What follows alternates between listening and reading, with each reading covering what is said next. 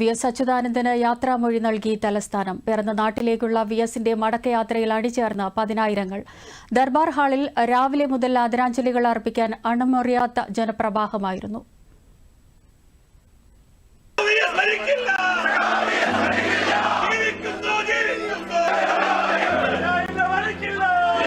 രാഷ്ട്രീയ തട്ടകമായിരുന്ന തലസ്ഥാന നഗരി വികാരനിർഭരമായ യാത്രയയപ്പാണ് പ്രിയ നേതാവിന് നൽകിയത്.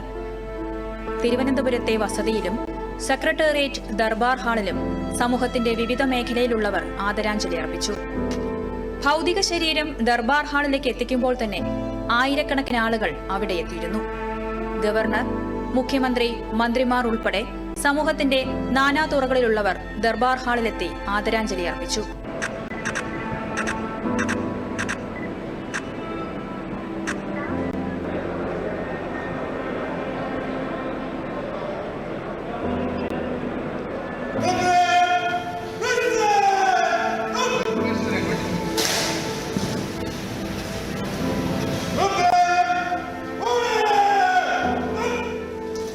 പൊതുദർശനത്തിന് ശേഷം ഉച്ചയ്ക്ക് 2:30 അന്ത്യാഭിവാദ്യങ്ങൾ ഏറ്റുവാങ്ങി ആലപ്പുഴയിലേക്ക്.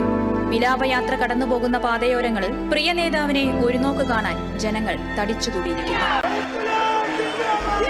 അത്രമേൽ ജനഹൃദയങ്ങളിൽ ഇടം നേടിയ നേതാവായി വി.എസ്.